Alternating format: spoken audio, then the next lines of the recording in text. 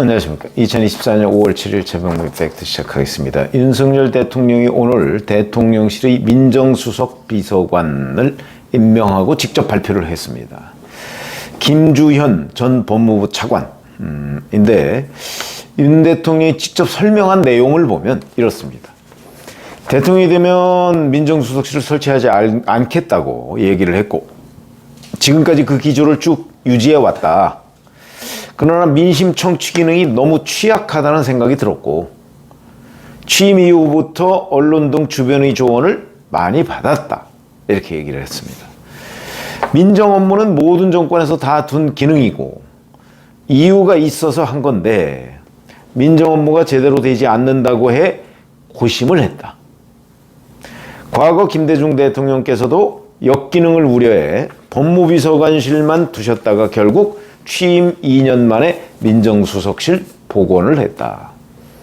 저번 이재명 대표와 회담할 때도 민심 청취 기능에 대해 지적이 있었다. 또 일선의 민심이 대통령에게 잘 전달되지 않는 것 같다는 이야기를 듣고 민정수석실 복원을 이야기했었다. 이렇게 얘기를 했고요. 당연히 사법 리스크 방어용 아니냐 이런 질문을 받았죠. 거기에 대해서도 답변을 했습니다. 민심 정보라고 하지만 정보를 수집하고 다루는 일이기 때문에 우리나라뿐 아니라 다른 나라에서도 정보를 다루는 부서는 법률가가 지휘를 하면서 정보 자체가 법치주의 테두리 안에서 이루어질 수 있도록 하고 있다. 그래서 역대 정권에서도 법률가 출신이 대부분 검사 출신이 민정수석을 맡아온 것이라고 생각한다. 저에게 제기되는 사법 리스크가 있다면 제가 설명하고 풀어야 할 문제이지 민정수석이 할 일은 아니라고 생각한다. 이렇게 얘기를 했습니다. 이 마지막이 이제 그 언론의 제목으로 나오는 경우가 대단히 많았는데 그러니까 윤석열 대통령 사법 리스크 결국은 뭐 최상병 특검법과 연관되어 있는 것 아니냐 하는 부분, 그 다음에 김건희 특검법 뭐 이런 거 아니겠습니까? 그거는 본인이 풀어야 할 문제지 민정수석실을 둔다고 해서 방어할 수 있는 건 아니다. 이렇게 지금 설명을 한 겁니다. 아마 윤 대통령의 설명을 액면 그대로 믿을 사람은 저는 별로 없을 것이라고 생각을 합니다. 왜 그러냐? 지금 이미 윤석열 대통령 부부 앞에 많은 사법 리스크가 와 있거든요. 근데 하필이면 그 와 있는 사법 리스크 이때하고 시점상 비슷한 시점에 민정수석실을 부활하니까 결국은 이 사법 리스크를 막으려고 하는 것 아니냐. 그런 지적을 피할 수가 없겠죠. 그러니까 민정수석실을 부활을 하려면 좀 더 일찍 하든가 아니면 약간 요즘 약간 윤석열 대통령 부부의 사법 리스크가 좀 뭐 잠잠해졌을 때 또는 일단락됐을 때 뭐 이런 때 부활한다면 이 설명이 액면 그대로 국민들한테 납득이 됐을 텐데 지금은 그런 상황은 아니다. 그래서 타이밍이 참 묘했다 하는 부분 하나 지적을 하지 않을 수가 없는 것이고 그 다음에 두 번째는 사실은 그동안 그런 민정수석실이 없어서 그러니까 민간정보 또는 민심하고 뭐 비슷한 얘기인데 그 민심이 대통령한테 전달되지 않았던 거냐 아니면 대통령이 그런 부분에 관해서 제대로 수용을 안 했던 거냐. 저는 후자라고 보거든요. 대통령이 제대로 수용을 안 한 거죠. 아니면 수용하려는 자세가 조금 부족했던 것 아니냐. 물론 대통령 비서실에 여러 가지 문제점이 있겠죠. 그러나 그렇더라도 그 대통령 비서실 또한 윤석열 대통령이 임명하고 관리를 해야 되는 책임이 있습니다. 비서실장 딸랑 임명해놓고 비서실장 당신이 다 책임지시오. 이런 건 아니거든요. 그렇기 때문에 대통령이 민심을 제대로 청취하지 못했다 하면 민심이 거기까지 전달이 안 됐다는 뜻이 아니고 전달은 됐는데 본인이 제대로 그 부분을 그 어떤 무게 있게 본인이 그 수용하지 못했다. 거기에 대한 책임은 윤 대통령도 있다는 거죠. 민정수석실이 있느냐 없느냐 하고 별개의 문제입니다. 왜? 사실은 민심 이런 것들은요 정무수석실에서도 합니다. 정무수석실에서 그 민심 청취 기능이 있고, 과거에 보면 여론조사 같은 경우도 정무수석실에서 주로 합니다. 그러니까 과거에 오히려 민심은 정무수석실에서 담당하고요. 민심 관리는 전달 이런 거는. 그 다음에 민정수석실에서는 주로 대통령 친인척 측근 관리, 그 다음에 사정기관 관리 이런 거를 합니다. 근데 이번에 뭐 민정수석실에서 사정기관 관리 뭐 이 부분은 이제 배제한다 뭐 이렇게 얘기하니까 그럼 사법 리스크 방어용인데 많은 사람들은 오히려 이런 인상을 더 많이 갖는다는 거죠. 앞으로 이제 민정수석실이 지금 해야 될 부분이 바로 이런 거죠. 그래서 바로 우리가 기억하듯이 울산시장 선거 공작, 이게 청와대 하명 수사 사건 아닙니까? 그걸 일으킨 곳도 그래서 민정수석실입니다. 왜? 경찰, 검찰 이런 데를 관리하고 그런 데의 정보를 수집하고, 그런데 그 정보, 이거는 뭐 울산시장 하명 수사라는 거는 그 정보가 원래부터 있지도 않은 정보를 갖다 완전히 조작을 해서 당시 김기현 울산시장을 낙선시키고 문재인 대통령의 30년직이라는 송철호 변호사를 울산시장으로 내리꽂아서 민의를 왜곡한 사건이거든요. 지금 뭐 1심 결과밖에 나오지 않았습니다만은 그런 사건이 울산시장 선거 공작이고, 그걸 주도한 곳이 바로 청와대 민정수석실이라는 거죠. 그런 점에서 본다면 민심, 그 뭐 중요하죠. 민심 청취도 중요하지만 그거보다 더 중요한 거는 그걸 청취하려는 대통령의 노력. 그게 더 중요하다. 청취해서 갖다가 대통령한테 보고해도 대통령이 그걸 무시하는 경우가 많다면 이건 의미가 없는 내용이다 하는 거고요.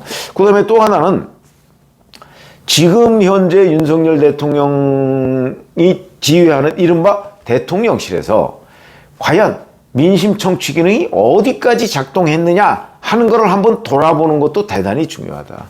그게 어찌 보면 민정수석실 부활의 진정한 의미일 수 있다는 거죠. 왜? 지금부터는요, 오늘 아침에 보니까 뭐 무슨 정치 컨설턴트인가 하는 뭐 박성민 씨인가 뭐 레임덕이 이미 왔다 이렇게 얘기를 했고요. 그 다음에 박지원 전 국정원장도 뭐 레임덕 왔다, 다들 이렇게 레임덕 얘기를 하고 있습니다. 저는 오늘 아침에 저희가 또 그 이원석 검찰총장의 그 김건희 명품백 수사, 파우치백이죠. 파우치백 수사 이 부분과 관련해서 반기는 아니지만 적어도 용산 대통령실에서 자꾸 미적거리고 결심을 못하고 있으니까 본인이 부담을 덜어주겠다는 의미로 수사를 용산 대통령실의 뜻과 무관하게 한 것이다. 제가 취재해보니까 1차적인 결론을 그렇게 내렸다. 이렇게 말씀드렸죠. 어찌 보면 이것도 일종의 레임덕일 수 있습니다. 그러니까 검찰은 윤석열 대통령이 검찰 출신인데, 그런데 윤 대통령의 뜻대로 검찰이 움직여주지 않는 거죠.